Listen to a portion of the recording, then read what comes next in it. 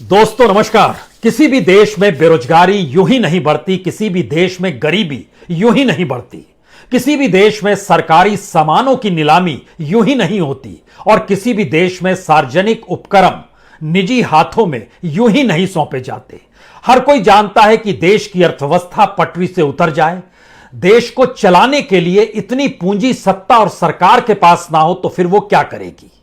एक के बाद एक सार्वजनिक उपक्रमों को बेचेगी, निजी हाथों में सौंपेगी, चाहे वो कौड़ियों के मोल ही क्यों ना हो। और शायद यही वजह है कि भारत में बेरोजगारी दर जो लगातार बढ़ रही है, उसमें भी जो बच्चे एजुकेटेड ही नहीं बल्कि हायर एजुकेशन के साथ मौजूद हैं, जो ग्रेजुएट कर चुके हैं। आप कल्पना कर पा रहे हैं कि इस देश में ग्रेजुएट लड़कों की अनएम्प्लॉयमेंट रेट क्या होगी? 42% 2017 में हुआ करती थी, लेकिन 2020 तक आते आते यह 64% तक पहुंच गई है। इस देश के भीतर में गरीबी बढ़ गई है। एनएसओ का डाटा निकल कर आया, लेकिन सरकार ने वो डाटा भी छुपा लिया और 2013-14 में जो पॉवर्टी लाइन 22% को दायरे में लिए हुई थी, वह 2019-20 में 26% तक पहुंच गई। लेकिन सवाल है, डाटा छुपाने से या सार्वजनिक उपक्रमों को बेचकर किसी तरीके से इस देश को चलाने की प्रक्रिया इस देश को आगे नहीं बढ़ा सकती है। इसलिए आज हम शायद इस कंगाल अर्थव्यवस्था के ताबूत में जो सरकार एक आखिरी कील ठोकने जा रही है, हमें लगता है उसको लेकर अब सचेत हो जाइए। क्योंकि भारत के भीतर में जितने भी पीएसयूज हैं, उसमें आप बैंकों को भी जोड़ लीजिए, जो भी कंगाल होने की स्थिति में आए उसको एक ऑर्गेनाइजेशन ने पैसे से मदद किया। भारत के भीतर में बैंक भी डूबने लगे तो उसे भी इसी ऑर्गेनाइजेशन ने अपना पैसा देकर उसे मजबूत करने की कोशिश की। और भारत के लिए पहली पंचवर्षीय योजना से लेकर 2017-22 तक जो आखिरी पंचवर्षीय योजना इस देश में चल रही है, उसमें भी सबसे ज्यादा पैसा नहीं बल्कि एक लिहाज से पूरा पैसा ही जिस ऑर्गेनाइजेशन का लगा हुआ है वह भी संयोग से सरकारी है। और 1956 में इस देश में बीमा क्षेत्र को लेकर जब नेशनलाइजेशन का जिक्र हुआ था, उस वक्त नेहरू ने कहा था पार्लियामेंट के भीतर में, हम इसलिए इसका राष्ट्रीयकरण कर रहे हैं कि लोगों का पैसा जो बीमा क्षेत्र में लगेगा उसको कम से कम लूटने की प्रक्रिया ना हो, क्योंकि अभी तक जितने भी प्राइवेट सेक्टर्स थे वह बीमा के नाम पर लोगों को लूट रहे थे। तो सबको एक साथ कर 1956 में पार्लियामेंट के भीतर एक कानून बना था। लेकिन कल्पना और परिस्थितियों को देखिए, 65 बरस के बाद उसी संसद को इंतजार हो चला है कि अब एक कानून पास करेंगे जिसमें इस बीमा क्षेत्र को निजी हाथों में सौंपने की तैयारी होगी। इसको टेक्निकल वर्ड में आईपीओ कहते हैं। लेकिन आईपीओ एलआईसी का, एलआईसी भारत में एक ऐसी संस्था है जो दुनिया की किसी भी संस्था की तुलना में सबसे बड़ी है। एक ऐसी संस्था है जिसमें किसी भी देश के नागरिकों की संख्या उस ऑर्गेनाइजेशन से जो जुड़ी हो वह सबसे ज्यादा है। जितनी बड़ी पूंजी उस ऑर्गेनाइजेशन यानी एलआईसी में लगी है, उतनी दुनिया के किसी भी ऑर्गेनाइजेशन में जनता का पैसा नहीं लगा है। लेकिन 100% हिस्सेदारी बीते 65 बरस से इस देश की सरकार के पास रही और इस एलआईसी ने खूब पैसा कमाया, खूब पैसा बनाया। देश भर के हर कमोवेश हर राज्य में, और हर राज्य के हेडक्वार्टर्स यानी कैपिटल में ही नहीं बल्कि तमाम जगहों पर उसके अपने दफ्तर हैं। इतनी बड़ी तादाद में उसमें कर्मचारी काम करते हैं जो लाखों की तादाद में है। इतना बड़ा स्टाफ, इतने सारे ऑफिस और इस देश के 24 करोड़ लोग अपनी पॉलिसीज के साथ एलआईसी से जुड़े हैं। यानी कल तक, यानी अभी तक भी जो दूसरों को खरीद लेता था, अब उसी को अगर बेचने की तैयारी हो रही है, तो क्या यह भारत की कंगाल होती अर्थव्यवस्था के ताबूत में कहीं आखिरी कील तो साबित नहीं होने जा रही है? आज इस बात का जिक्र इसलिए जरूरी है क्योंकि पहले एक स्थिति देख लीजिए, सिर्फ 5 करोड़ भारत सरकार ने 1956 में दिए थे और एलआईसी उसके बाद लाइफ इंश्योरेंस कंपनी बनी थी। लेकिन उसके बाद से पहली योजना में ही 1956 से 61 के बीच में 18,400 करोड़ रुपए इस देश के लोगों ने एलआईसी में लगाए और एलआईसी ने वो पैसा भारत सरकार को दिया और भारत सरकार ने उसको अपनी पहली पंचवर्षीय योजना में लगाया। इस रफ्तार को जब आप समझना शुरू करेंगे तो 1997 से 2002 तक के बीच आते आते 1 लाख से पार हो गया 1,70,000 करोड़ रुपया। यह एलआईसी का पैसा भारत के इंफ्रास्ट्रक्चर में लगा और वो एलआईसी में पैसा जो आ रहा था वो अलग अलग लोग जो पॉलिसीज लेते थे उन्हीं का पैसा था। क्योंकि जब आप 100% हिस्सेदारी सरकार की होती है तो गारंटी सरकार लेती है, लेकिन जब निजी हाथों में वो चीजें जाएंगी तो फिर गारंटी सरकार की नहीं होगी और प्राइवेट सेक्टर की होगी। और इस देश के भीतर नहीं बल्कि दुनिया भर में प्राइवेट सेक्टर का पहला मंत्र है खुद मुनाफा कमाना, जनता को मुनाफा देना नहीं। तो बीमा का प्रीमियम और बीमा को लेकर जो पैसा दिया जाता है वह आने वाले वक्त में क्या होगा यह तो दूर की गोटी है। लेकिन जिस देश में 24 करोड़ लोग एलआईसी से जुड़े हों और आखिरी पंचवर्षीय योजना 2017 से 2022 तक में जो पैसा लगा हुआ है वो 28,01,483 करोड़ है। सरकार को तय करना है, सरकार के मातहत यह संस्था चलती है, जनता इसमें पैसा देती है, उसके जरिए उसको जो भी बोनस मिलता है और जो भी मिलता है, क्योंकि बीमा क्षेत्र का मतलब ज्यादातर यही होता है कि मौत के बाद आपको बहुत सुविधाएं और पैसे के जरिए जो भी है आपको मिल जाएगा, लेकिन मौत नगण्य के बराबर है, वो दशमलव में आएगी और बाकी जो पैसा मिलता है इससे एलआईसी फैलती फूलती चली गई। देश के कितने बड़े हिस्सों में वो काम कर रही है, कितनी बड़ी तादाद में वहां पर काम करने वाले लोग हैं, यह इससे समझ लीजिए कि 1,40,000 कर्मचारी हैं। इससे समझ लीजिए कि उसमें जो एजेंट काम करते हैं उनकी तादाद भी तकरीबन 12 लाख के करीब है। इस देश के भीतर में उसके 2,000 से ज्यादा ब्रांचेस हैं, 8 जोनल ऑफिस जो पूरे उसके एसेट हैं और सारी चीजें ये 36 लाख करोड़ की हैं। उसका 25% हिस्सा आईपीओ में आएगा। आईपीओ का मतलब होता है वो शेयर बाजार में चला जाएगा। शेयर बाजार का मतलब यह होता है कि शुरुआत में उसको बड़ी तादाद में लोग खरीदेंगे, लेकिन उसके अगले बरस उसकी कीमत जब बढ़ेगी तो जो बड़ी कीमत देगा और जो कम कीमत में वो शेयर्स होंगे वह उसको बेचेगा और मुनाफा पालेगा। लेकिन यह बड़ी कीमत कौन खरीदेगा? जाहिर है पैसा किसके पास होगा? आम आदमी के पास नहीं होगा। इस देश में जिसने प्रीमियम ले रखा है उसके पास पैसा नहीं होगा, कॉरपोरेट के पास होगा, इंडस्ट्रियलिस्टों के पास होगा। इस देश के भीतर में जो भी पूंजीपति है उसके पास पैसा होगा। एलआईसी पर धीरे धीरे प्राइवेट हाथों का कब्जा फैलता चला जाएगा। लेकिन उससे पहले जरा एक डॉक्यूमेंट हमारे पास है जो एलआईसी ने किस किस रूप में कितनी मदद इस देश को की है। इसको आप सिर्फ इससे समझ लीजिए कि इस देश के भीतर में जो लोग भी इस वक्त अपने आप को दिवालिया घोषित कर देते हैं और वह पैसा बैंक से उठाते हैं, उन बैंकों को भी पैसा एलआईसी ने दिया होता है। जैसे पंजाब नेशनल बैंक, उसका जो घपला घोटाला नीरव मोदी और मेहुल चौकसी के जरिए हुआ, उससे एक बड़ा नुकसान एलआईसी का हुआ। एलआईसी ने पीएनबी को भी लगभग 1400 करोड़ रुपए उसके भी डूब गए। इतना ही नहीं, कुछ और bank, union bank, Allahabad bank, इन सारे बैंकों को उसने अपने तौर पर पैसा दिया हुआ है। आईडीबीआई बैंक जब कंगाल होने की स्थिति में आया तो किसने खरीदा? 13,000 करोड़ के लगभग एलआईसी ने ही लगाया और 91% 51% की हिस्सेदारी आज की तारीख में एलआईसी की है।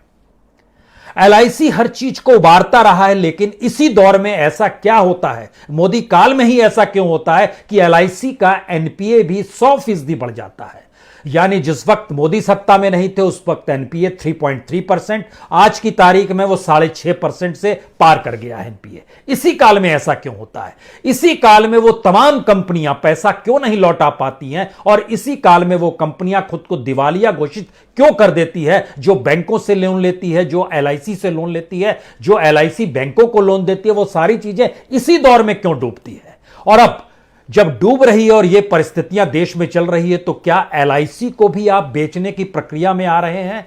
आईपीओ में 25% बेचा जाएगा, सरकार कहती है, और यह भी कहती है कि हमारी भागीदारी 51% के नीचे नहीं जाएगी, हमारा ही चलेगा। लेकिन जो भी शेयर बाजार को और इस देश की प्राइवेट इकोनॉमी को समझता है वो बहुत शानदार तरीके से जान रहा होगा। सरकार आज 25% बेचेगी, कल फिर 25% बेचेगी, उसके बाद धीरे धीरे बड़ी कंपनियों की अपनी साझेदारी उसके बाद बेचने की प्रक्रिया में उसकी 51% हो जाएगी। यानी इतनी बड़ी तादाद में जो लाखों कर्मचारी आज काम कर रहे हैं और जो एलआईसी की यूनियन है वह भी देखिए खामोश है। इस देश के भीतर में जो कर्मचारी तबका है वह भी खामोश है। यह कौन सी परिस्थिति है, जबकि हर कोई जानता है कि बीते 7 वर्ष में सिर्फ पीएसयूज में जो लोग काम करते थे उसमें तकरीबन 6 लाख लोगों की नौकरियां जा चुकी हैं, या फिर उसकी तादाद में 6 लाख की कमी आ गई है। 16 लाख से हम लोग 9.5 पौने 10 लाख तक पहुंच चुके हैं। पीएसयूज में जो अधिकारी पेरोल पर थे उनकी संख्या कम होती चली जा रही है इसी 7 वर्ष में। यानी भारत की अर्थव्यवस्था कुछ इस तरीके से एक कंगाल होने की परिस्थिति में है, जहां बार बार इस बात का जिक्र हो रहा है जीएसटी कलेक्शन उतना नहीं हो पा रहा है, सीधा रेवेन्यू नहीं आ पा रहा है, टैक्स नहीं आ पा रहा है, हम गवर्नेंस को कैसे चलाएं, हम क्या नोट वाकई छापना शुरू कर दें या फिर सारी चीजों को बेच दें और बेचने के बाद जो पैसा आए उसके जरिए इस देश को चलाने की एक प्रक्रिया में लेकर आए। हो यही रहा है। लेकिन इन सब के बीच एलआईसी में इस देश की सरकार का पैसा नहीं लगा है, किसी कंपनी का पैसा नहीं लगा है, बल्कि इस देश के बीमा धारकों का पैसा लगा है, और वह इतनी बड़ी तादाद में है। अब इसको इस रूप में समझिए कि इस देश के भीतर में जो भी हाल फिलहाल में दिवालिया होने वाली कंपनी या घोटाले करके भागने वाली कंपनी या फिर इंसॉल्वेंसी और बैंकरप्सी कोड के तहत जिसने भी एनसीएलटी का दरवाजा खटखटाया, हम 1 दर्जन नाम लेते हैं, उससे आपको समझ में आ जाएगा इन सभी के जरिए एलआईसी का पैसा डूबा है। एलआईसी को पैसा डीएचएफएल यानी Dewan housing financial limited 6,500 crore रुपया, रिलायंस कैपिटल 4,000 करोड़ रुपया, India bulls and housing finance 3,250 crore रुपया, Piramal capital house and housing 1,500 crore रुपया, यस बैंक 6,000 करोड़ रुपया। ये एक लंबी फहरिस्त है। इसमें इंडस्ट्रीज का नाम आएगा तो ABG shipyard, Alok industry, Amtek FDO, मडनेरा इंडस्ट्रीज, जेपी इंफ्राटेक, ज्योति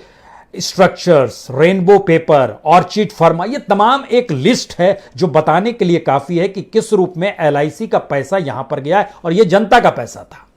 ओएनजीसी जब डूबने और एनजीसी के आईपीओ का जब जिक्र आया तो 1,40,000 करोड़ रुपए और किसी ने नहीं लगाए, एलआईसी नहीं लगाए। जो सरकारी सिक्योरिटीज और शेयर बाजार में जो पैसा लगा है वो एलआईसी का औसतन कमोवेश हर बरस लगभग 55 से 65 हजार रुपया लगता ही है। यानी इस पूरी प्रक्रिया में एक चीज ध्यान दीजिए, इस देश में किसी भी मुश्किल हालात में कौन उभारने वाला था तो वो एलआईसी थी, जिसके लिए आईपीओ की तैयारी सरकार ने कर ली है। अगले सत्र में वो पार्लियामेंट में लेकर आएगी और कहेगी हमें चाहिए कि आईपीओ लाने के लिए उस कानून में तब्दीली कर दी जाए जिस कानून के तहत 1956 में कहा गया था कि हर बीमा धारक को पैसा देने की जिम्मेदारी सरकार की होगी। अब वो शिफ्ट हो जाएगी और वो निजी हाथों में जब जा रहा है तो ये कॉलम भी हट जाएगा उससे।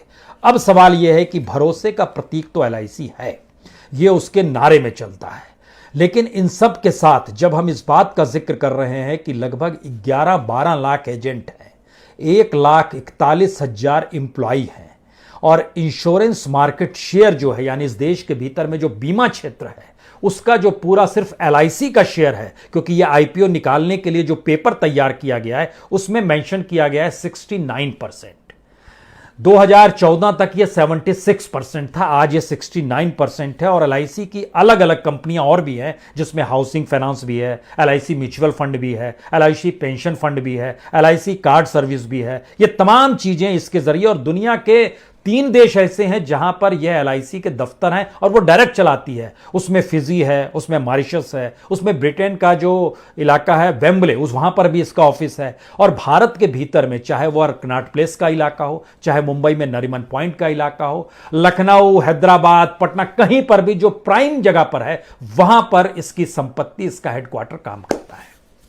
सवाल यह है कि यह सारी संपत्ति क्या धीरे धीरे एक झटके में चली जाएगी प्राइवेट हाथों में, और भारत के भीतर में जो अभी तक जो कंपनी तमाम परिस्थितियों से इस देश को बचाते चली आई थी। जब हम आपसे जिक्र कर रहे थे कि इस देश में कितने लोग हैं एलआईसी से जुड़े हुए, जो आईपीओ में जिक्र किया जा रहा है वो तकरीबन 30 करोड़ लोगों का है। यानी एवरेज इस देश के भीतर में जो भी पैसा जिस भी रूप में लग रहा है, उसमें एक परिकल्पना यह सोचिए कि जो LIC के पास पैसा आया, जैसे कोविड से पहले के साल में आप देखिए, जो ग्राहकों के जो प्रीमियम से कमाई थी वह 3,37,000 करोड़ की थी 2019 में। 2019 में जो रिटर्न जो निवेश से आ रहा था वो तकरीबन 2,20,000 करोड़ का था। लेकिन इसका दूसरा सच यह भी है कि लगभग 4 लाख करोड़ रुपया जो कर्ज तमाम कंपनियां उठाए हुए हैं वह अभी भी इनको दे नहीं पा रही है। यह कर्ज की स्थिति है। और जिस रूप में NPA दुगना हो गया, 3.3% से बढ़कर 6.5% हो गया, यह बताने के लिए काफी है कि बीते 65 बरस में इस देश के भीतर में कोई भी PSU LIC के तौर पर इतनी तेजी से नहीं बढ़ा, क्योंकि जनता इसी पर भरोसा करती रही और LIC के जरिए जनता ने अपने सुरक्षा को भी देखा। लेकिन अब जब वो प्राइवेट सेक्टर में जाएगी और पैसा डाइवर्ट होगा, तब क्या होगा? इसका अगला सवाल यह है कि इस देश में जो भी इंफ्रास्ट्रक्चर के लिए पैसा लगता है, उस इंफ्रास्ट्रक्चर पर पैसा लगाने में सबसे बड़ी तादाद इस देश के भीतर में LIC की रही है। और LIC को संयोग से NDA गवर्नमेंट ने ही फॉरेन डायरेक्ट इन्वेस्टमेंट के लिए खोला। वाजपेयी सरकार ने पहले राउंड में 26% किया, फिर 49% किया, मोदी गवर्नमेंट ने 74% कर दिया। और इन सब के बीच जो IPO लाने की तैयारी हो रही है, और जिस IPO को लेकर यह कहा जा रहा है कि हम तकरीबन 1 लाख करोड़ रुपया इससे हमको मिल जाएगा। लेकिन आप कल्पना कर रहे हैं कि 1 लाख करोड़ रुपया सरकार को IPO के जरिए जो कमाने का जो टारगेट रखा गया है, इसके अलावे भी डिसइन्वेस्टमेंट का एक बड़ा टारगेट रखा गया है। और बीते दिनों जो निजीकरण को लेकर 6 लाख करोड़ का जो टारगेट बताया गया है, आखिर कोई भी कंपनी इस दौर में क्यों डिसइन्वेस्टमेंट जो सरकार ऐलान कर रही है वो नहीं खरीद पा रही है? और किसी ने नहीं खरीदा। जिस डिसइन्वेस्टमेंट के तहत इस बार सरकार के बजट में 1,75,000 करोड़ का जो टारगेट है, जानकर हैरत होगा कि अभी डिसइन्वेस्टमेंट की रकम जो है वो 10,000 करोड़ भी पार नहीं कर पाई है। लेकिन इसके IPO से सरकार को तकरीबन 1 लाख करोड़ की कमाई होगी, इससे कोई इनकार नहीं कर सकता है। क्योंकि यह दुनिया के सबसे रईस ऑर्गेनाइजेशंस में है, जिसमें सबसे ज्यादा भागीदारी है, जिसका मार्केट शेयर 70% तक है, जो देश के इंफ्रास्ट्रक्चर को डेवलप करने में लाखों रुपया लगातार लगाए हुए। और उस सफर पर अगर आप चलना चाहें, जो हमने जिक्र किया था 1956 से 61 के बीच में 18,400 करोड़ रुपया, और जब इस सफर को आगे बढ़ाइएगा तो 1980 में यह बढ़कर हो जाता है 7,000। उस समय कुछ कम हुआ था क्योंकि भारत की इकोनॉमी डामाडोल थी, लेकिन इसमें रफ्तार सही मायने में आती है 1997 के बाद से। और उस रफ्तार की स्थिति यह हो गई कि 2012-17 में जो खास तौर से पंचवर्षीय योजना थी, उसमें 14,23,000 करोड़ रुपए LIC का पैसा भारत के इंफ्रास्ट्रक्चर को डेवलप करने में लगा, इस देश को बनाने में लगा। यानी जनता का पैसा ही सरकार PSUs के जरिए कैसे इस देश को डेवलप करती है, यही तरीका ही रहा है। दूसरा कोई मॉडल कहीं पर काम करता नहीं है। लेकिन जब आप जनता के पैसे को, चाहे वो बैंक के जरिए हो, चाहे वो LICs के जरिए हो, अगर इन पैसे को आप प्राइवेट हाथों में उनको ताकत दे देते हो, तो वह अपने मुनाफे को कहीं तेजी से आगे बढ़ाएंगे, आपके पास एक मुश्त पैसा आ जाएगा। यहीं से असल सवाल शुरू होता है, क्या वाकई भारत की स्थिति ऐसी हो गई है जहां पर पहली बार भारत उस कंपनी को भी बेचने को तैयार है जो उस कंपनी की हैसियत तमाम कंपनियों को खरीदने की है? क्योंकि ध्यान दीजिए, BPCL जो डिविडेंड सबसे ज्यादा जिसने इस बरस दिया, तकरीबन 8,600 करोड़ रुपया, उसको खरीदने के लिए भी अभी जो कमाई सरकार सोच रही है वो 45 से 50,000 करोड़ के बीच में सोच रही है कि वह पावर दे दिया जाए। उसके लिए अलग अलग बिड हुई है, लेकिन अभी भी किसी ने लिया नहीं है। तरीका सरकार के पास दूसरा बच नहीं पा रहा है, क्योंकि इस देश के भीतर में कोई भी कुछ भी अगर लेगा तो उसको उसके लिए मेहनत भी करनी होगी और इस देश को आगे बढ़ना भी होगा। लेकिन देश के जेब में तो पैसा ही नहीं है।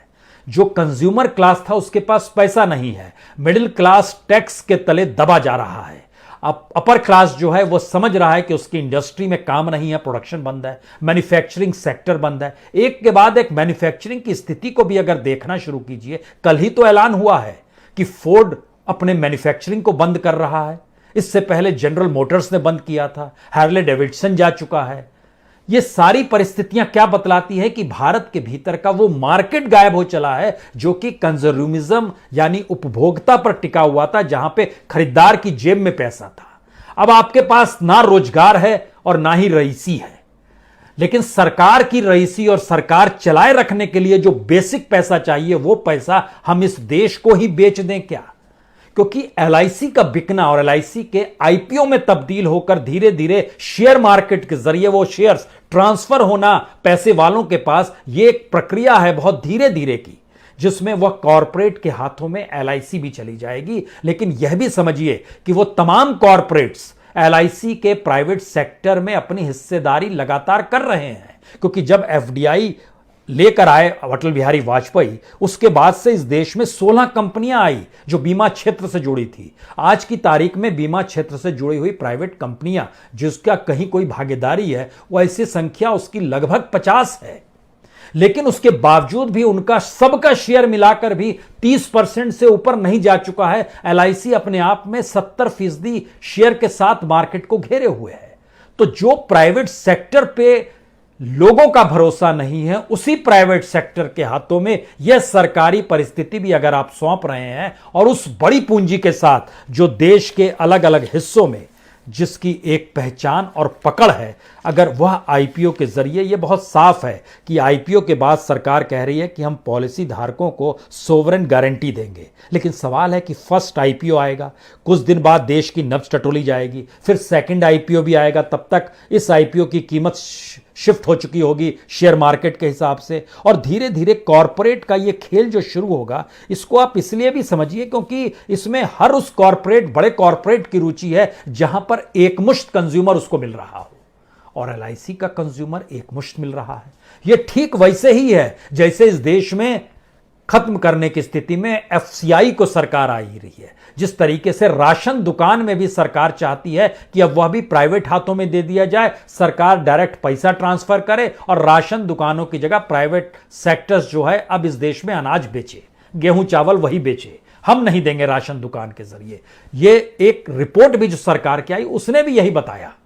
इसके मतलब बहुत साफ हैं कि इस देश के भीतर की जो कंगाल परिस्थितियां हैं उसको किस रूप में सुदृढ़ किया जाए, इस इकोनॉमी को डेवलप कर पाने की स्थिति में मौजूदा सरकार नहीं आ पा रही है, या सरकार उस मुहाने पर जाकर खड़ी हो गई है। अगर वो डेवलप करने की सोचेगी तो शायद उसको अपने तौर तरीकों को बदलना होगा गवर्नेंस के, और अगर नहीं सोचेगी तो इसको चलाए रखना होगा किसी भी तरीके से। अगर उसके जहन में है कि 2024 तक सरकार हमारी है तो 2024 तक इस देश को कंगाल बनाए, अगर उसे लगता है नहीं हो 2024 में भी जीत जाएंगे, एक भ्रम की स्थिति इस देश में बनी हुई है, तो 2029 तक यह देश कंगाल होगा। लेकिन सवाल है कि यह देश तो रहेगा ना, यहां के लोग भी रहेंगे।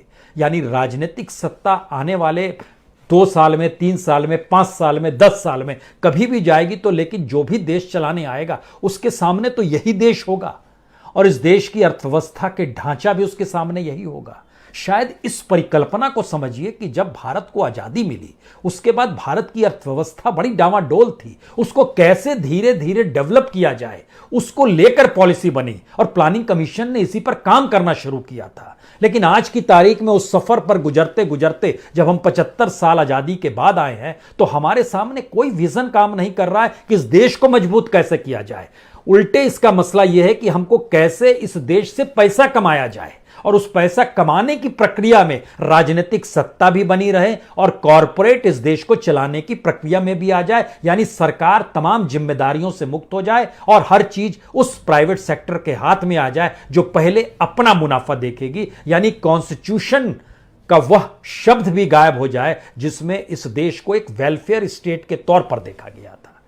तो क्या वाकई एलआईसी भारत की कंगाल होती अर्थव्यवस्था के ताबूत पर आखिरी कील साबित होगी? स्थिति वही बन रही है। सचेत हो जाइए।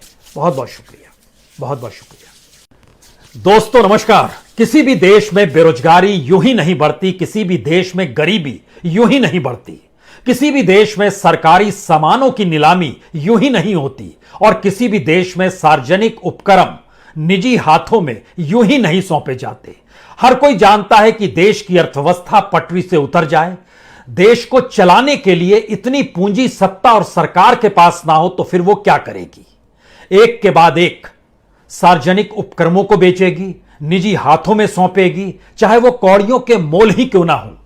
और शायद यही वजह है कि भारत में बेरोजगारी दर जो लगातार बढ़ रही है, उसमें भी जो बच्चे एजुकेटेड ही नहीं बल्कि हायर एजुकेशन के साथ मौजूद हैं, जो ग्रेजुएट कर चुके हैं, आप कल्पना कर पा रहे हैं कि इस देश में ग्रेजुएट लड़कों की अनएम्प्लॉयमेंट रेट क्या होगी?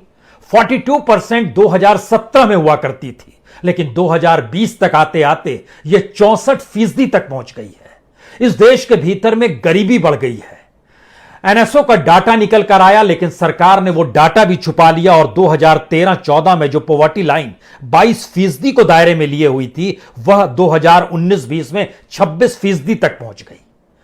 लेकिन सवाल है, डाटा छुपाने से या सार्वजनिक उपक्रमों को बेचकर किसी तरीके से इस देश को चलाने की प्रक्रिया इस देश को आगे नहीं बढ़ा सकती है। इसलिए आज हम शायद इस कंगाल अर्थव्यवस्था के ताबूत में जो सरकार एक आखिरी कील ठोकने जा रही है, हमें लगता है उसको लेकर अब सचेत हो जाइए। क्योंकि भारत के भीतर में जितने भी पीएसयूज हैं, उसमें आप बैंकों को भी जोड़ लीजिए, जो भी कंगाल होने की स्थिति में आए उसको एक ऑर्गेनाइजेशन ने पैसे से मदद किया। भारत के भीतर में बैंक भी डूबने लगे तो उसे भी इसी ऑर्गेनाइजेशन ने अपना पैसा देकर उसे मजबूत करने की कोशिश की। और भारत के लिए पहली पंचवर्षीय योजना से लेकर 2017-22 तक जो आखिरी पंचवर्षीय योजना इस देश में चल रही है, उसमें भी सबसे ज्यादा पैसा नहीं बल्कि एक लिहाज से पूरा पैसा ही जिस ऑर्गेनाइजेशन का लगा हुआ है वह भी संयोग से सरकारी है। और 1956 में इस देश में बीमा क्षेत्र को लेकर जब नेशनलाइजेशन का जिक्र हुआ था, उस वक्त नेहरू ने कहा था पार्लियामेंट के भीतर में, हम इसलिए इसका राष्ट्रीयकरण कर रहे हैं कि लोगों का पैसा जो बीमा क्षेत्र में लगेगा उसको कम से कम लूटने की प्रक्रिया ना हो, क्योंकि अभी तक जितने भी प्राइवेट सेक्टर्स थे वह बीमा के नाम पर लोगों को लूट रहे थे। तो सबको एक साथ कर 1956 में पार्लियामेंट के भीतर एक कानून बना था। लेकिन कल्पना और परिस्थितियों को देखिए, 65 बरस के बाद उसी संसद को इंतजार हो चला है कि अब एक कानून पास करेंगे जिसमें इस बीमा क्षेत्र को निजी हाथों में सौंपने की तैयारी होगी। इसको टेक्निकल वर्ड में आईपीओ कहते हैं, लेकिन आईपीओ एलआईसी का। एलआईसी भारत में एक ऐसी संस्था है जो दुनिया की किसी भी संस्था की तुलना में सबसे बड़ी है। एक ऐसी संस्था है जिसमें किसी भी देश के नागरिकों की संख्या उस ऑर्गेनाइजेशन से जो जुड़ी हो वह सबसे ज्यादा है। जितनी बड़ी पूंजी उस ऑर्गेनाइजेशन यानी एलआईसी में लगी है, उतनी दुनिया के किसी भी ऑर्गेनाइजेशन में जनता का पैसा नहीं लगा है। लेकिन 100% हिस्सेदारी बीते 65 बरस से इस देश की सरकार के पास रही और इस एलआईसी ने खूब पैसा कमाया, खूब पैसा बनाया। देश भर के हर कमोवेश हर राज्य में और हर राज्य के हेडक्वार्टर्स यानी कैपिटल में ही नहीं बल्कि तमाम जगहों पर उसके अपने दफ्तर हैं। इतनी बड़ी तादाद में उसमें कर्मचारी काम करते हैं जो लाखों की तादाद में है। इतना बड़ा स्टाफ, इतने सारे ऑफिस और इस देश के 24 करोड़ लोग अपनी पॉलिसीज के साथ एलआईसी से जुड़े हैं। यानी कल तक यानी अभी तक भी जो दूसरों को खरीद लेता था, अब उसी को अगर बेचने की तैयारी हो रही है, तो क्या यह भारत की कंगाल होती अर्थव्यवस्था के ताबूत में कहीं आखिरी कील तो साबित नहीं होने जा रही है? आज इस बात का जिक्र इसलिए जरूरी है क्योंकि पहले एक स्थिति देख लीजिए, सिर्फ 5 करोड़ भारत सरकार ने 1956 में दिए थे और एलआईसी उसके बाद लाइफ इंश्योरेंस कंपनी बनी थी। लेकिन उसके बाद से पहली योजना में ही 1956 से 61 के बीच में 18,400 करोड़ रुपए इस देश के लोगों ने एलआईसी में लगाए और एलआईसी ने वो पैसा भारत सरकार को दिया और भारत सरकार ने उसको अपनी पहली पंचवर्षीय योजना में लगाया। इस रफ्तार को जब आप समझना शुरू करेंगे तो 1997 से 2002 तक के बीच आते आते 1 लाख से पार हो गया 1,70,000 करोड़ रुपया। यह एलआईसी का पैसा भारत के इंफ्रास्ट्रक्चर में लगा और वो एलआईसी में पैसा जो आ रहा था वो अलग अलग लोग जो पॉलिसीज लेते थे उन्हीं का पैसा था। क्योंकि जब आप 100% हिस्सेदारी सरकार की होती है तो गारंटी सरकार लेती है, लेकिन जब निजी हाथों में वो चीजें जाएंगी तो फिर गारंटी सरकार की नहीं होगी और प्राइवेट सेक्टर की होगी। और इस देश के भीतर नहीं बल्कि दुनिया भर में प्राइवेट सेक्टर का पहला मंत्र है खुद मुनाफा कमाना, जनता को मुनाफा देना नहीं। तो बीमा का प्रीमियम और बीमा को लेकर जो पैसा दिया जाता है वह आने वाले वक्त में क्या होगा यह तो दूर की गोटी है। लेकिन जिस देश में 24 करोड़ लोग एलआईसी से जुड़े हों और आखिरी पंचवर्षीय योजना 2017 से 2022 तक में जो पैसा लगा हुआ है वो 28,01,483 करोड़ है। सरकार को तय करना है, सरकार के मातहत यह संस्था चलती है, जनता इसमें पैसा देती है, उसके जरिए उसको जो भी बोनस मिलता है और जो भी मिलता है, क्योंकि बीमा क्षेत्र का मतलब ज्यादातर यही होता है कि मौत के बाद आपको बहुत सुविधाएं और पैसे के जरिए जो भी है आपको मिल जाएगा, लेकिन मौत नगण्य के बराबर है, वो दशमलव में आएगी और बाकी जो पैसा मिलता है इससे एलआईसी फैलती फूलती चली गई। देश के कितने बड़े हिस्सों में वो काम कर रही है, कितनी बड़ी तादाद में वहां पर काम करने वाले लोग हैं, या इससे समझ लीजिए कि 1,40,000 कर्मचारी हैं। इससे समझ लीजिए कि उसमें जो एजेंट काम करते हैं उनकी तादाद भी तकरीबन 12 लाख के करीब है। इस